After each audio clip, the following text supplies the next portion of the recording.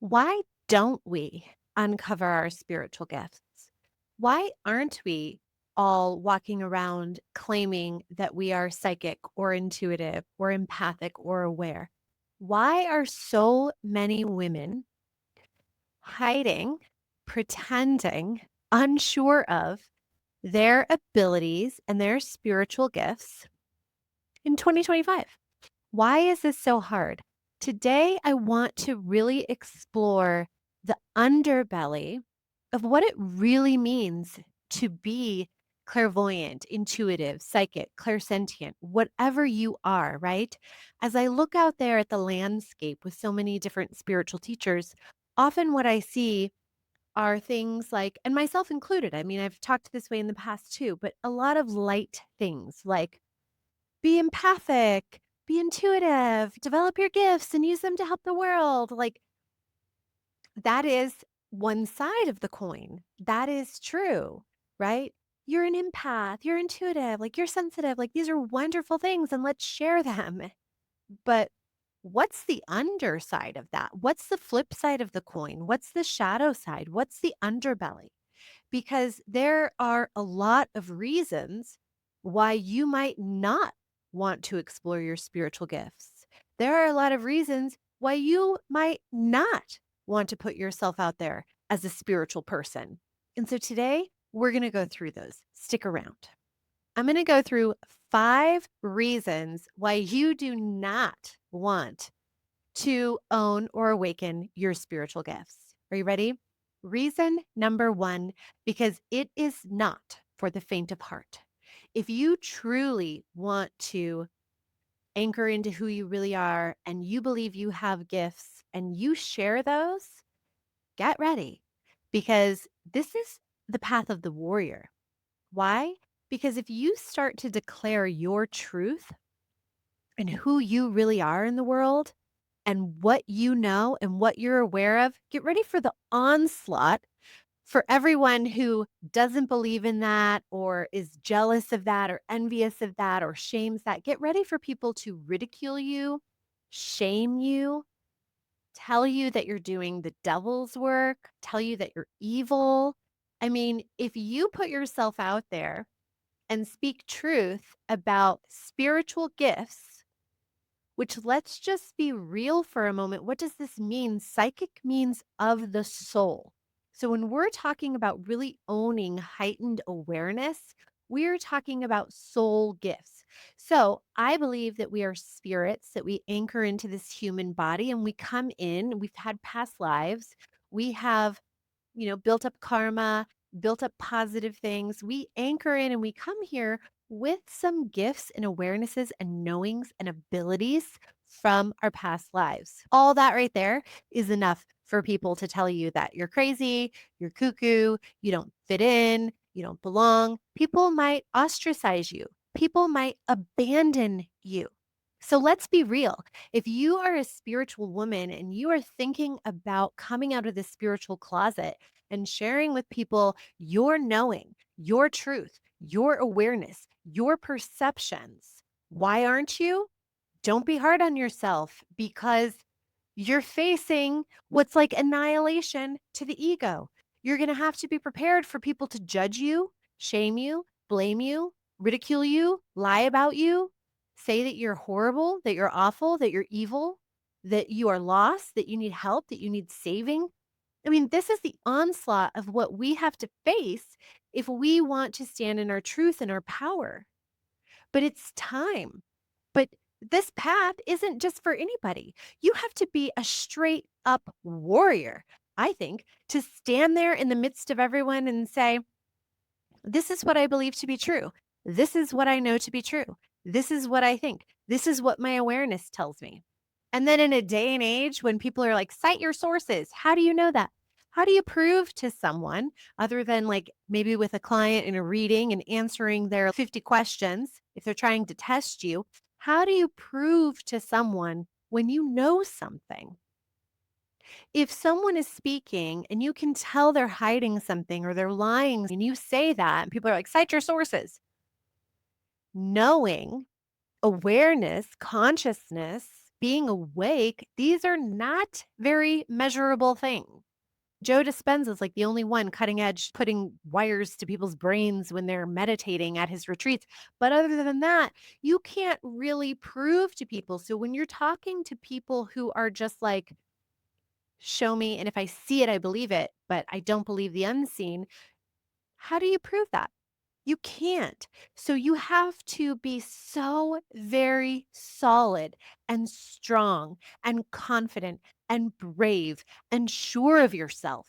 If you are going to stand up and say, this is who I am, this is what I know, these are my abilities, these are the gifts that I hold, it is powerful. Not to mention that we have a millennia of record and history. Just think of America in the last couple hundred years with the Salem witch trials and persecution of women, and then in Europe of all the women who were herbalists or natural healers or had any proclaimed connection to source killed. So that's in our superconscious. That's in the unconsciousness of the collective. That is there, and our ego does not want to have annihilation. So, of course, it doesn't want to go that way.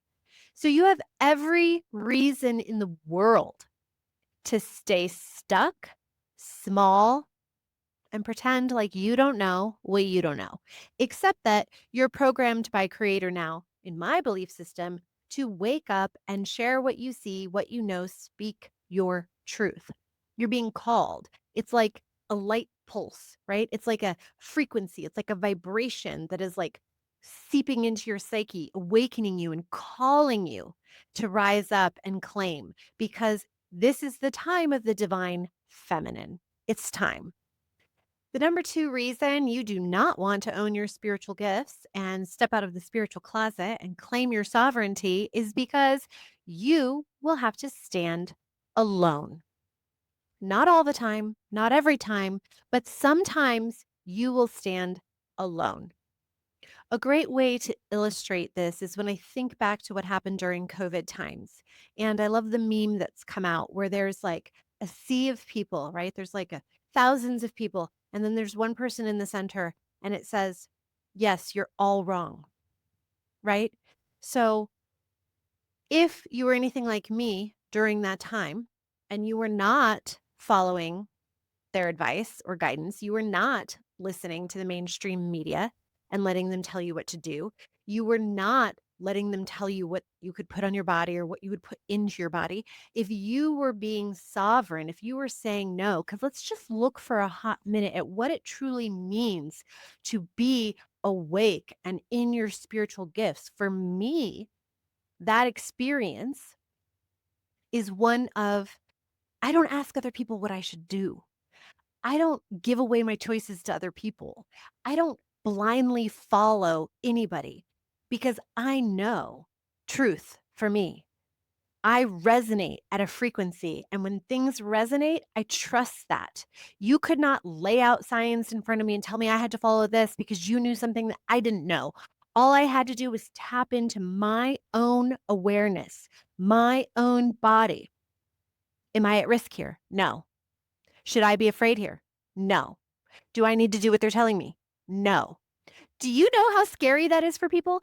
There was an entire campaign where multiple media sources and news anchors and famous journalists were on national television telling everybody that people like me were the problem, should be shamed, should be fired, should be ostracized. You should not talk to them, see them, hang out with them, be around them, because people like me who were not afraid, not following what the masses were doing, we were the problem. We were putting everybody at risk. They were pointing their fingers and blaming us.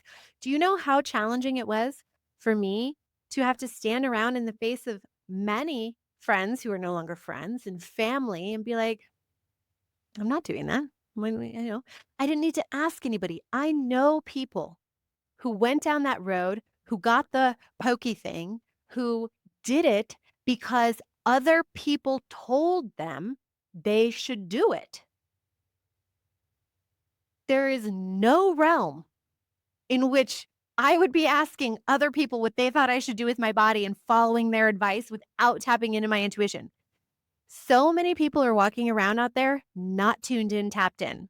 So many people are walking around out there not validating and honoring themselves as spiritual beings, God infused with power because of that, with powers and abilities and consciousness and awareness that we cannot yet measure, quantify, validate in that 3D realm, that strange 3D, 4D artificial intelligence reality that we see out there. So the only truth for me is what I know to be true in here.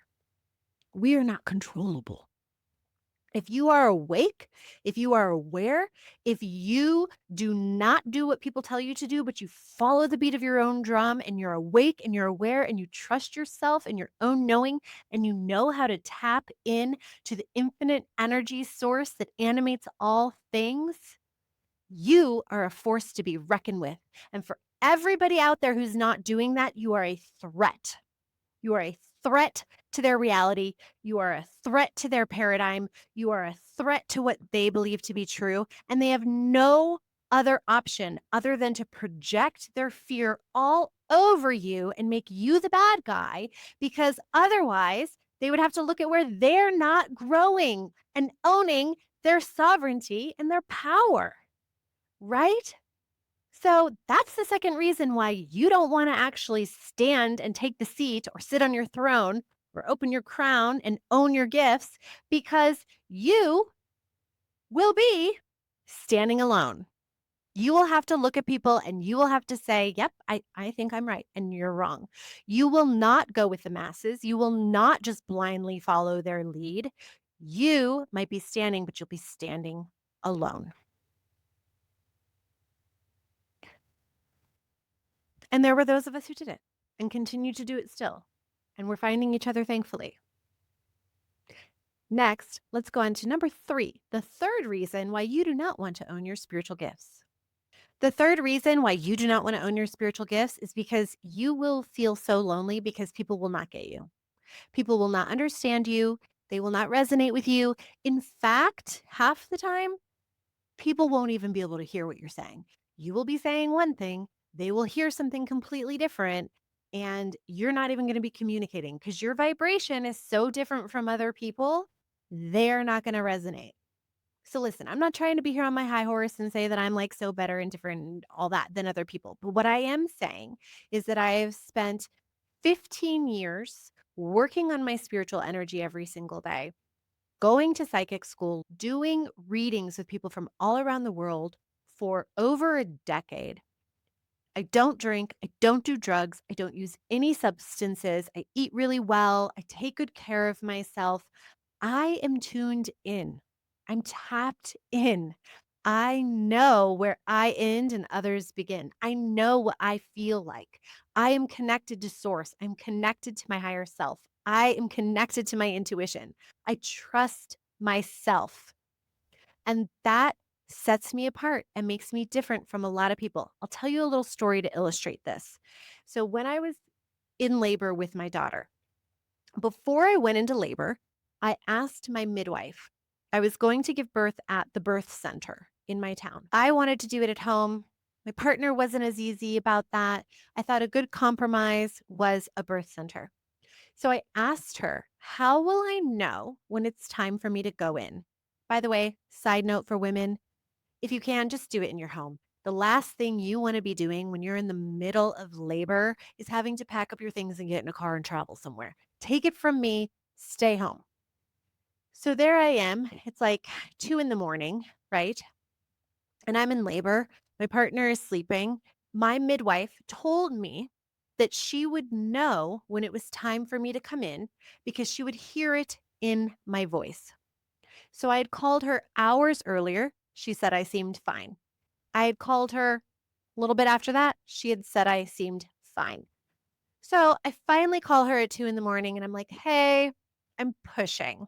I'm pushing by myself in the bathroom. Like, should I come in? What do you think? She's like, oh my God, get in here. So by now, the baby is like in my pelvis, moved down. I can barely walk down the stairs of my condo. I have to get in the passenger seat and turn around and like hold the back. It's classic out of a movie. I'm yelling at my partner, "Why are you stopping at the stop signs and the red lights? Just go. It's 2 o'clock in the morning." I get there.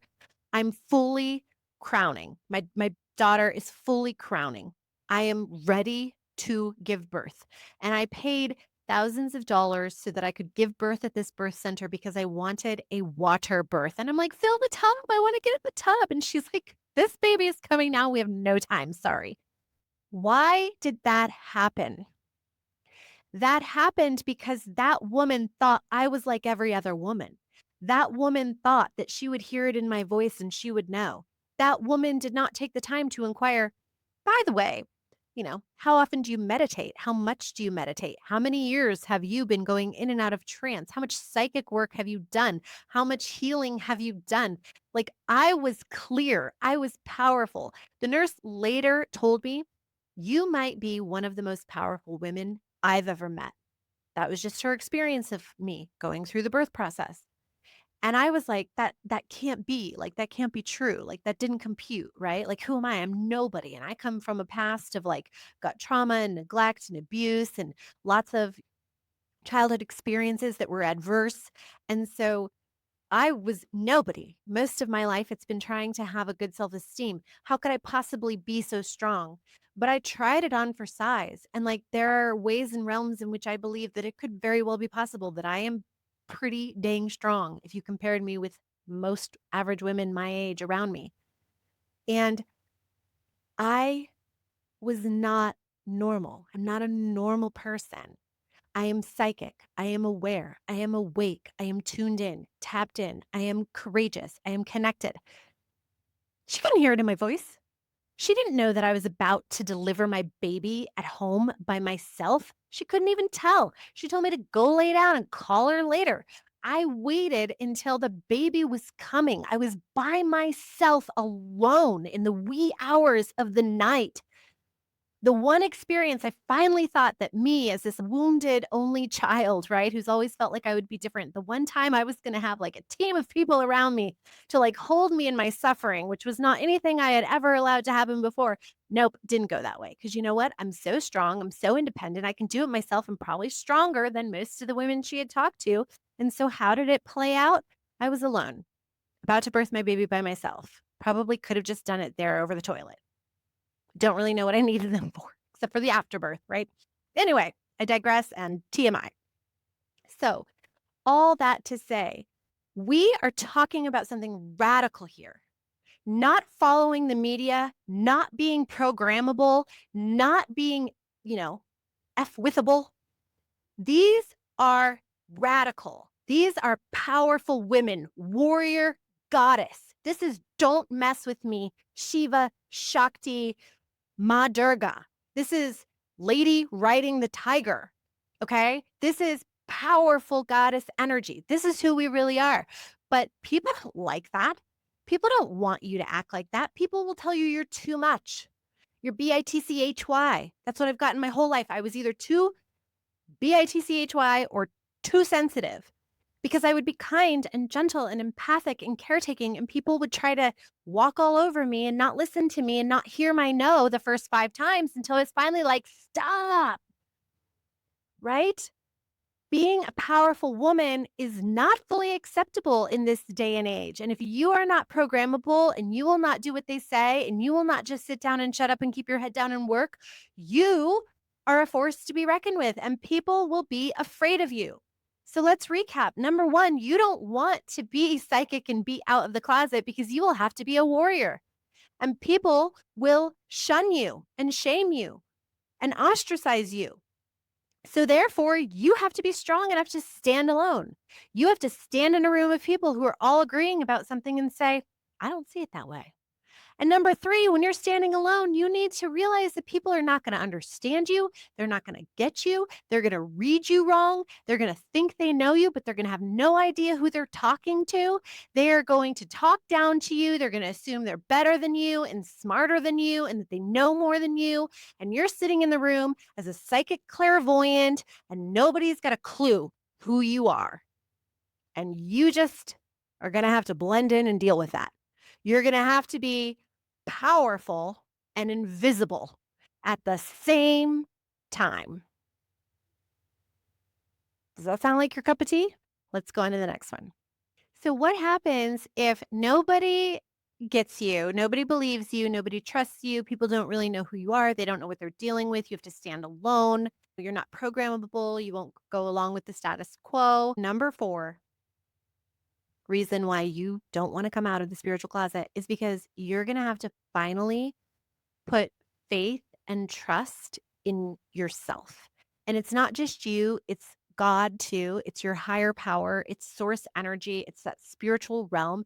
But you're finally going to have to, you're not alone, that there truly is a creator, higher power, some other entity energy that you don't know about. You're going to have to surrender on your knees at the feet of the God, Goddess, the Mother, Father, God of that energy and put faith and trust and belief in that.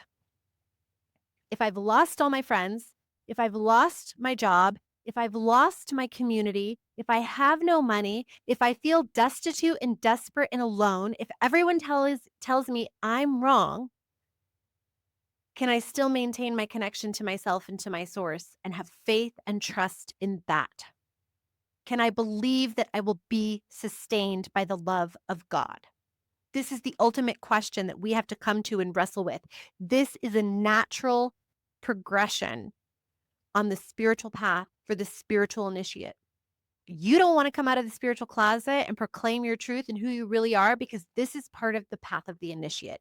You're going to have to finally come to terms with that. You've been trying to do it by yourself. You felt abandoned by God and you can't do it alone anymore. You have to have faith in being held. You have to go down this spiritual pathway that is not laid out for you. It is not paved. It is not like go here, go here, go here, then you'll have success. You have to go down the path of the creative, of the spiritual initiate, of the entrepreneur. You have to go down an unmarked, unmade pathway. You have to be a pioneer. Because the very nature of owning your gifts and being who you are and expressing yourself and singing your song to sing is that nobody else has ever done it. Nobody else has ever sung it. Nobody else has ever said it the way you're going to say it. And you're going to have to finally do that. So you have to have ultimate faith and trust that you will find your people who can hear you, that you will be sustained by the love of God, and that you're not going to die in a ditch as a bag lady. We have to go through that. And it's scary. So that is reason number 4 why you don't want to come out of the spiritual closet, because you will be tested until you are resolute and absolute in your faith, in yourself and your source. The number 5 reason why you don't want to truly step out of the spiritual closet and own your spiritual gifts and let people see who you really are is because after you have been abandoned, right, and shamed or ridiculed or laughed at or told that you're crazy because you tell them your truth, and then after everybody leaves you and so you're standing alone and you're feeling completely ostracized from your tribe, then you have to deal with feeling completely misunderstood, unseen, unheard, unwanted. Then you have to let all that fall away and have faith still in yourself and your God and persevere and own your truth and who you really are, even when everyone else is saying something different. And then you have to keep on keeping on. You have to keep walking that path. For me, it's been a decade. I can remember the day I told my mom I was quitting my career as a public school teacher and going out to develop my psychic business. And she literally cried and told me I would be the ruin of the family, right? And that I would just end up probably like a bag lady. I don't think those were her exact words, but she was devastated that if I gave up my career and my healthcare and my paycheck and all of that, and I ventured out on my own to navigate this path that I was put on this earth to navigate, that I would be the ruin of her and my family and be destitute. Deep, deep fears. When we want to go against the grain, leave the tribe, make a living as something that doesn't really sound very good to most people, and then you have to keep at it. It's been over a decade where I have dealt with realms and realms and realms of friends They find out who I am, what I do, they fall away, maybe they judge, maybe they get curious, and they push away. You have to continue to navigate the world in your truth and in your power, and no matter what comes, oh, a pandemic comes, oh, well now it's health. So now you really do have to do what people tell you to do, or oh, well now it's this thing with education, or well now it's like no matter what comes your way, the culture out there is going to try to get you to identify with it and to do what they say. The negative energy forces out there that don't want you sovereign and in your pineal and awake and living from a heart space are going to continually and continually, as they have for a millennia, try to control humanity. And if you continue to say no and you are sovereign, that is hard. You have to be willing to choose it. It's not one and done. You don't jump off the cliff, decide that you're going to come out of the closet, say who you are, and you're one and done. It is a peeling of an onion. It is a commitment to a lifetime or lifetimes or an eternity, if you believe you're an infinite spiritual being, of speaking your truth, being who you really are, and allowing whatever needs to leave your life to leave your life. You have to be the ultimate zen of neutrality, letting go. You have to be a master of letting people think what they'll think, say what they say, do what they do, come and go, but you never falter. You are in control of you. So I don't think you want to be on this path unless you are a bad ASS spiritual woman who is such a warrioress that you are ready. You are Ma Durga. You are ready to ride the tiger. Because let's not pretend this is not rainbows and fairy tales. Being psychic and intuitive and aware, knowing stuff that nobody else knows, seeing stuff that nobody else sees, this is not for the faint of heart. Absolutely not. This is not fluffy, meditate, light your candle, smell your incense. This is going to be so beautiful. You're just going to open your heart like the lotus flower. No, the lotus is in mud. You have to be comfortable with mud and murk and guck and stick with it. So, boy, this is a hot topic. Gets me all passionate. I'm going to share down below in the description the 4-step process that I have used every single day for over a decade as a spiritual healer to grow my gifts. If I have not convinced you to jump off your spiritual path, because like me, you're God infused to wake up at this time and embody your gifts and your abilities, then check out my free meditation down below because it can help you clear out the mud, clean your space, get so sovereign that you are unmessable with. Nobody's going to mess with you. See you in the next one.